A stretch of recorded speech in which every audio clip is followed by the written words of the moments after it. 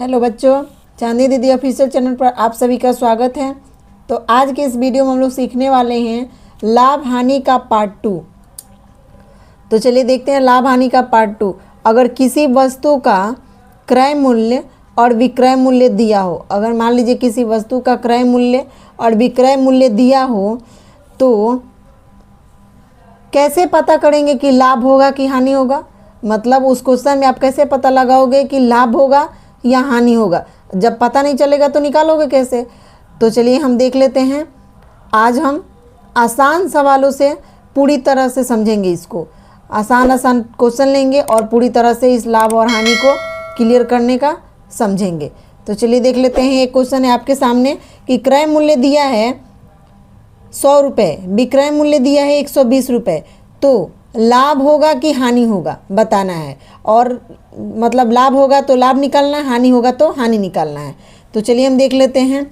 तो यहाँ पे दिया है, यहाँ पे लिख देंगे हल क्रय मूल्य, क्रय मूल्य दिया है 100 रुपया और विक्रय मूल्य दिया है, विक्रय मूल्य दिया है कितना, 120 रुपया। अब देखिए, अब इसको देख के आपको क्या लग रहा है कि क्रय मूल्य क्या है, छोटा है, और विक्रय मूल्य क्या है, बड़ा है। तो क्रय मूल्य छोटा है और विक्रय मूल्य बड़ा है, तो यहाँ पे क्रय मूल्य को हम किससे साबित करते हैं, सीपी से, यानी कॉस्ट प्राइस से। तो सीपी हमारा क्या है, छोटा है, किससे, एसपी से, यानी सेलिंग प्राइस से। तो यहाँ पे लिख देंगे कि एसपी क्या है, बड़ा है, और सीपी क्या है, छोटा है। तो जब क्रय मूल्य छोटा होता है और विक्रय मूल्य बड़ा होता है तो उस स्थिति में मान लीजिए कि कोई सामान हम कम दाम में खरीदें और ज़्यादा दाम में बेच दें, तो उस स्थिति में लाभ होगा कि हानि होगा, तो क्या होगा, लाभ होगा। तो चलिए हम निकाल लेते हैं लाभ। क्या होगा, लाभ होगा। तो लाभ निकालेंगे तो लाभ बराबर फॉर्मूला होता है लाभ का, इसको भी देख लीजिए। लाभ का फॉर्मूला होता है कि विक्रय मूल्य माइनस क्रय मूल्य। लाभ बराबर होता है विक्रय मूल्य माइनस क्रय मूल्य।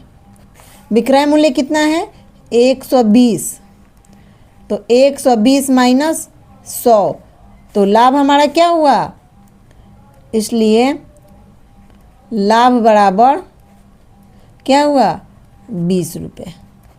तो ये समझ में आया आप लोगों को कि अगर विक्रय मूल्य ज़्यादा हो और क्रय मूल्य छोटा हो तो उस स्थिति में हम लाभ निकालेंगे, और लाभ का फॉर्मूला होता है कि लाभ बराबर विक्रय मूल्य, यानी विक्रय मूल्य में से क्रय मूल्य को घटाएंगे तो हमारा क्या निकल जाएगा, लाभ निकल जाएगा। अब यहीं पे देख लीजिए, एक थोड़ा सा इसको और समझ लेते हैं। मान लीजिए कि ये तो लाभ निकालना था, तो आप ये वाला फॉर्मूला लगा दिए कि विक्रय मूल्य माइनस क्रय मूल्य, तो लाभ निकल गया। अब यहीं पे अगर आपको दिया रहे कि लाभ बराबर दूसरा, यहाँ पे ऐसे चिन्ह मार देते हैं, इसको देख लीजिए। लाभ बराबर अगर 20 रुपया दिया है और विक्रय मूल्य दिया है 120 रुपया, और अगर बोल दे कि क्रय मूल्य बराबर क्या होगा,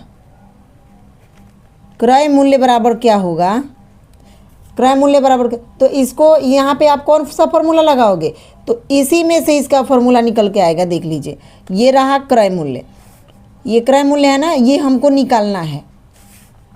तो यहाँ पे लिख देंगे क्रय मूल्य बराबर क्या होगा, विक्रय मूल्य, यानी ये विक्रय मूल्य, ये जो विक्रय मूल्य है ये विक्रय मूल्य माइनस लाभ, विक्रय मूल्य माइनस क्या होगा, लाभ। तो देख लीजिए, ये वाला एक फॉर्मूला बन गया अपना कि क्रय मूल्य जब निकालना हो तो विक्रय मूल्य में से लाभ को घटा लेंगे, यानी 120 में से 20 रुपया घटा लेंगे तो क्या बच जाएगा, 100 रुपया। यहाँ पे देख लीजिए, क्रय मूल्य 100 रुपया दिया है, 100 रुपया दिया है, यहाँ पे ये रहा 100 रुपया दिया है, तो ऐसे निकल जाएगा। यहीं पे अगर आपको क्रय मूल्य और लाभ दिया हो और विक्रय मूल्य निकालना हो तो उस स्थिति में क्या करेंगे, विक्रय मूल्य बराबर, ये भी फॉर्मूला देख ही लीजिए, विक्रय मूल्य बराबर, यहाँ पे लिख दे रहे हैं फॉर्मूला, आप लोग देख लीजिए। विक्रय मूल्य बराबर क्या होगा, क्रय मूल्य। ये सारा फॉर्मूला याद रखिएगा, आपको कभी भी काम आ सकता है। क्रय मूल्य प्लस लाभ, क्रय मूल्य प्लस लाभ। क्रय मूल्य कितना है, 100 रुपया, और प्लस लाभ है 20 रुपया, तो विक्रय मूल्य क्या निकल के आया, 120 रुपया। तो एक फॉर्मूला से हमने 3 फॉर्मूला बनाए।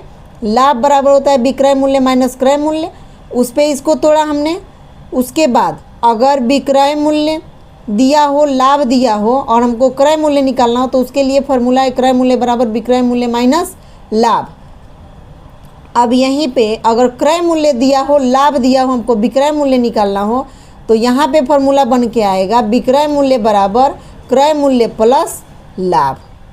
तो ये 3 फार्मूला हुआ। ये तीनों फार्मूला बहुत ही काम का है, आप लोग इसको याद रखिएगा। और एक बात, अगर आप लोग चाहते हैं कि हम अपना फेस रिवील करें और बोर्ड पे आके सामने से आप लोगों को पढ़ाएं, तो प्लीज़ आप लोग सपोर्ट करें और हमारे चैनल को सब्सक्राइब करें कि जल्दी से जल्दी 200 सब्सक्राइबर, अपना जो टारगेट है कि 200 सब्सक्राइबर पूरा होने पे हम फेस रिवील भी करेंगे और सामने से आके आपको डेली बोर्ड पे पढ़ाएंगे। तो आप लोग जल्दी से जल्दी जाइए, चैनल को सब्सक्राइब कीजिए कि हम अपना फेस रिवील करें और सामने से आके आपको बोर्ड पे पढ़ाए और अच्छे से समझाए। देखिए ये जो कॉपी पे होता है ना, इतना हम कनेक्ट नहीं कर पाते आपसे और ना आप हमसे। तो जब हम बोर्ड पर पढ़ाएंगे तो आप भी हमसे कनेक्ट कर पाओगे और आपसे हम कनेक्ट कर पाएंगे। तो इसलिए जल्दी जल्दी सब्सक्राइब कीजिए। चलिए दूसरा क्वेश्चन देख लेते हैं। दूसरा क्वेश्चन है अपना कि अगर क्रय मूल्य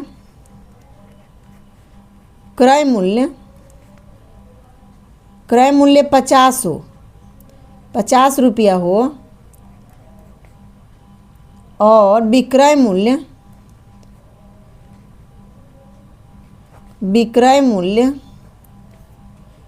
45 रुपया हो, तो लाभ या हानि बताएं। देखिए अब यहाँ भी कन्फ्यूजन हुआ कि मान लीजिए कि अगर क्रय मूल्य और विक्रय मूल्य दे दे आपके सामने और उसमें क्वेश्चन में ये ना लिखे कि आप लाभ निकालिए। अगर लाभ निकालिए बोलेगा तो आप तो लाभ निकाल सकते हैं, फॉर्मूला याद है आपको इधर। और अगर हानि निकालना बोलेगा तो हानि भी आप निकाल सकते हैं, लेकिन ये तो बोला नहीं है। तो नहीं बोला है तो सबसे पहले आपको पता करना है कि इसमें जो ग्राहक है उसको लाभ हो रहा है कि हानि हो रहा है। अगर लाभ होगा तो लाभ का फॉर्मूला यूज करेंगे, हानि होगा तो हानि का फॉर्मूला यूज करेंगे। तो चलिए देख लेते हैं। सबसे पहले देख लेंगे कि क्रय मूल्य बराबर क्या दिया है। क्रय मूल्य बराबर दिया है 50 रुपया, विक्रय मूल्य बराबर दिया है, विक्रय मूल्य बराबर 45 रुपया। ठीक है। अब देखिए सीपी यानी कॉस्ट प्राइस, तो सीपी हमारा बड़ा है कि छोटा है। अब आप ही देख के बता दीजिए कि ये 50 बड़ा है कि 45 बड़ा है। तो 50 बड़ा है और 50 क्या है, सीपी है। सीपी यानी क्रय मूल्य है, तो बड़ा है तो इसकी तरफ मुंह खोल देंगे कि ये बड़ा है। और ये एसपी यानी सेलिंग प्राइस यानी विक्रय मूल्य। विक्रय मूल्य क्या है, 45 है, यानी ये छोटा है। तो एसपी हमारा क्या है, छोटा है। तो जब हम किसी सामान को ज़्यादा दाम में खरीदें और कम दाम में उसको बेचना पड़े हमको, तो उस स्थिति में हमको क्या होगा, लाभ होगा कि हानि होगा। तो उस स्थिति में हमको हानि होगा। मान लीजिए कि हम कोई सामान 10 रुपये में खरीद रहे हैं, उसको जाके हम 5 रुपये में बेच दे, तो 5 रुपये का हानि हुआ कि नहीं हुआ हमको, तो हानि होगा। तो इसमें हम क्या निकालेंगे, हानि निकालेंगे। तो चलिए हानि का फॉर्मूला लगा लेते हैं। यहाँ पे हानि बराबर होता है, हानि बराबर क्रय मूल्य माइनस विक्रय मूल्य। हानि बराबर होता है क्रय मूल्य माइनस विक्रय मूल्य। तो ये भी फॉर्मूला एक बन गया अपना। पहले था लाभ बराबर, तो लाभ में हमको विक्रय मूल्य में से क्रय मूल्य को घटाना था।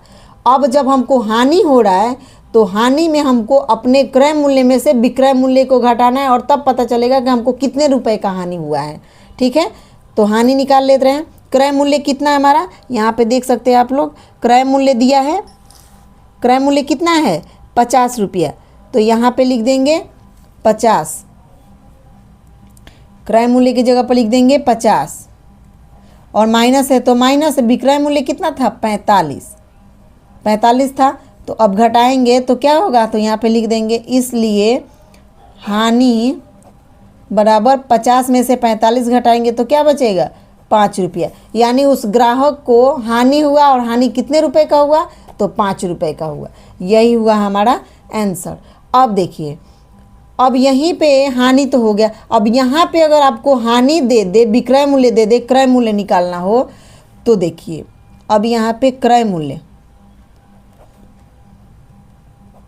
मूल्य बराबर क्या होगा, अगर क्रय, एक फॉर्मूला यहाँ पे है, यहाँ पे देख लीजिएगा, क्रय मूल्य बराबर क्या होगा, अगर हानि दे दे और विक्रय मूल्य दे दे तो अगर क्रय मूल्य निकालना हो तो यहाँ पे हमको विक्रय मूल्य में क्या करना पड़ेगा, हानि को जोड़ना पड़ेगा। यानी हमने जितने का सामान खरीदा बेचा है और जितना हमको हानि हुआ है वो दोनों हम जोड़ लेंगे तो हमारा क्रय मूल्य, यानी हम कितने में सामान को खरीदे हैं वो हमको पता चल जाएगा। तो 45 और प्लस 50 जोड़ देंगे, 5 जोड़ देंगे तो क्या हो जाएगा 50 रुपये। बताइए क्रय मूल्य इतना दिया था कि नहीं दिया था, 50 रुपये दिया था कि नहीं दिया था, तो आ गया। तो एक फॉर्मूला अपना ये बन गया, इसको याद रखिएगा। 1-2 क्वेश्चन में हमको इस लाभ और हानि के पूरे चैप्टर में हमको मतलब और भी फार्मूला मिलेंगे, लेकिन अभी इसमें हमको 6 फार्मूले हुए और उस 6 फार्मूला को आपको अच्छे से याद कर लेना है, तभी आपका ये जो चैप्टर है लाभ हानि का वो कंप्लीट हो पाएगा। तो चलिए देखते हैं। अब हमको अगर क्रय मूल्य दिया हो, अब हमको क्रय मूल्य और हानि दिया हो, विक्रय मूल्य निकालना हो, तब देखिए क्या करेंगे। तब यहाँ पे विक्रय मूल्य अगर निकालना हो, विक्रय मूल्य, तो उस स्थिति में हमको क्या करना पड़ेगा, क्रय मूल्य में से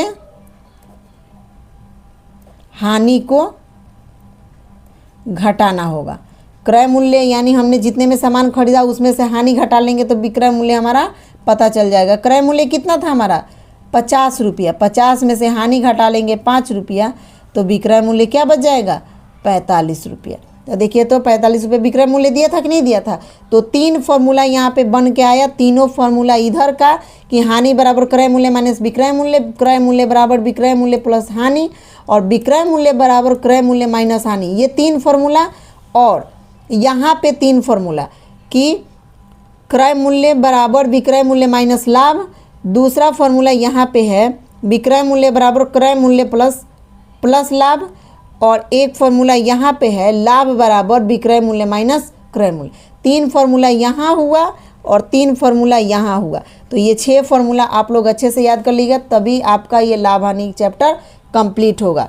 चलिए अगले पार्ट 3 में हम लाभ प्रतिशत और हानि प्रतिशत निकालना सीखेंगे।